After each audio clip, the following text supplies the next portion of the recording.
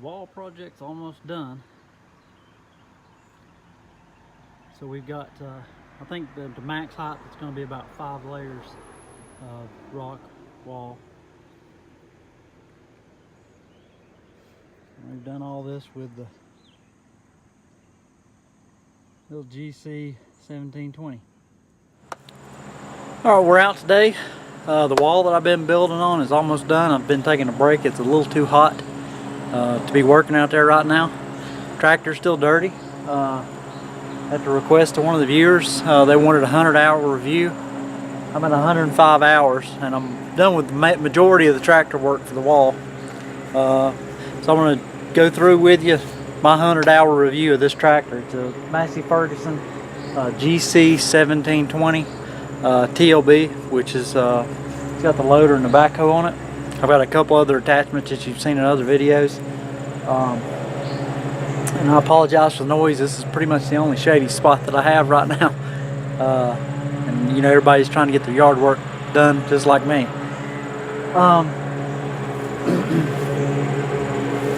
The first question that was asked by this viewer is, would I buy this tractor again? Yes. This is probably one of the best values out there for a small subcompact tractor. I have had a larger Massey Ferguson. It's a little bit bigger tractor than this, about the same horsepower. And that tractor did really well.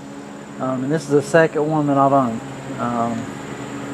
This one actually has a lot more features on it for convenience. Grease fittings are easier to get to. The pins on the backhoe are easier to get to. It's smaller. You kind of feel like you're sitting up higher than most other tractors that I've been on. It took me a little while to get used to, but it actually makes it really easy to get the bucket loaded. Me personally, I don't have like a bucket level indicator on this tractor. My old one did. However, in this one, you're sitting up high enough, I can lean up about 2 inches and usually see the tip of the bucket, which is really useful for loader operation. I'm just going to take the camera here for a second and just go front to back to the tractor.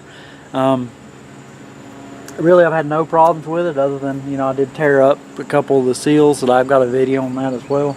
I was really surprised. All the parts that I have bought for this thus far have been economical. I was expecting those seals to be, you know, 20 or 30 bucks, and I think they were like $8 or $9 a piece, which was a welcome surprise. If you've ever bought heavy equipment parts, that's on the lower end of the scale of cost of things.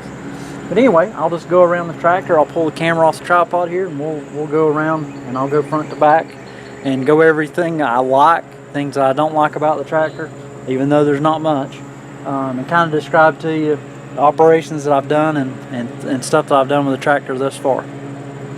Alright, starting at the bucket, one thing that I really like about this bucket versus other buckets that I've had, I know I've had a Bobcat skid steer, I think it's a T190, with a standard Bobcat bucket, and one of the things that you'll inevitably end up doing, especially if you want to move logs or timbers, is you'll actually want to catch the timber against that ridge of that bucket.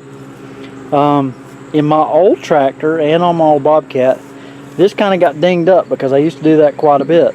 The Bobcat, I actually ended up getting a clamshell bucket, which I didn't really need to do that anymore with it. But the stock bucket and the bucket on my old Massey, this was kind of dinged up a little bit. This bucket is way better built. There's not any kind of bends or dings or anything, and the cutting surface, I've dug quite a bit of dirt and road bond, and you know, the cutting surface is still really good.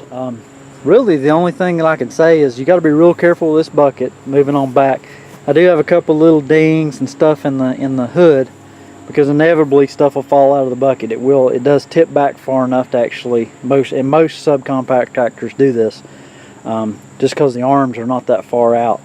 The Massey does have a metal top, and I've had a full railroad tie come down and hit this, and you know, minimal damage. It basically left a little ding about right there in the hood. I do like these grease fittings. This is something new that it counterseeks the grease fitting and it's out of the way. All of them are relatively easy to get to. Like I said on the last video, all these seals are standard. Usually what will happen to them is they'll actually, if they get hit or dinged, they'll crack about right there. And you know, they're $8 or $9 to replace. The hose quality on this has been very good. The only leak that I had is when I first got the tractor around here on the front end loader. You know, if you buy one of these tractors, definitely check this fitting, these 4 fittings, and it was this lower one right here. It just wasn't tight. The coupling wasn't tight on the hose. The loader markings are right here, which makes it convenient to tell which one to hook up. The ones on the rear are color coded. I don't know if it's the dealer or Massey Ferguson that did that, but it's basically got color coded tie straps, so you know which hose to connect up. And I removed both the front end loader and the backhoe quite a bit. Taking off the backhoe takes about 5 minutes. Taking the front loader off takes about 8 minutes, and it's mainly because it's just more hoses and a little bit more stuff to do. On the I've got the DL95 front end loader. These are your leg stands, and basically you just use the bucket, get those down, and you can pretty much tilt this off by pulling these pins. And there's plenty of hose length here. You can back away from the bucket, you know, a foot or more, and still have the hoses connected. So it makes it really easy to get connected and unconnected. Lift wise, I actually haven't found anything. I mean, you can overload this bucket and it'll lift it. As you can see there, I can take this brick that I've been using for the wall and just stack that as high as you can get it in this bucket and drive around with no issues at all. It has no problems lifting it. There's a lot of breakout force in this bucket for this size tractor. Tire wise, I haven't had a lot of trouble with the tires. I did when I first got it. The rears kind of would leak down every once in a while, and a lot of that was just because of the seating, and I did have the tires loaded, so there was a little bit of seepage. Now that it's kind of settled in, it stopped leaking. The steering on this thing is really good. It's hydraulic steering. Maintenance is really easy. Actually, this is probably one of the easiest tractors that I've ever worked on. A couple of things I like about it. One, it has reverse airflow. So when you're bush hogging, you don't end up with a lot of stuff stuck to this. The air's actually blowing out in front, and like on a day like today when it's really hot, it is really nice to not have hot air blowing back on the seat. It literally is reverse flow from most other things. Real easy to get in here and work. It does have a latch. I don't ever use it, but it has a latch where you can latch this hood. And like I say, this hood is very, very sturdy. It's got support members in the middle, and it's all metal. Doesn't make any noise. I noticed that my old tractor, you kind of hear this thing wiggling and waggling.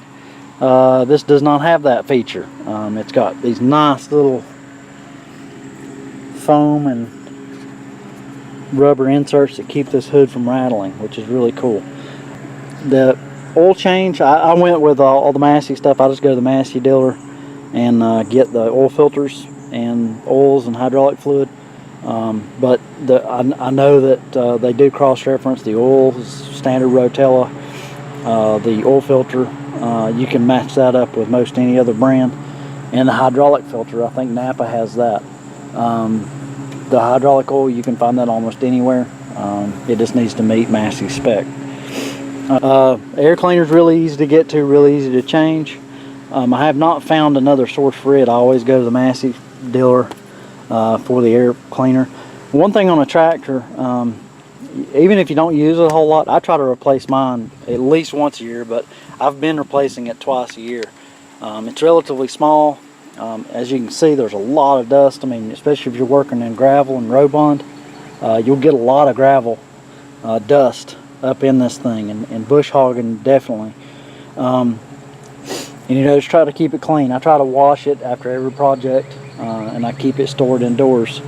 And that's one of the reasons, if you look here, I mean, the paint underneath all that dust is still in really good shape.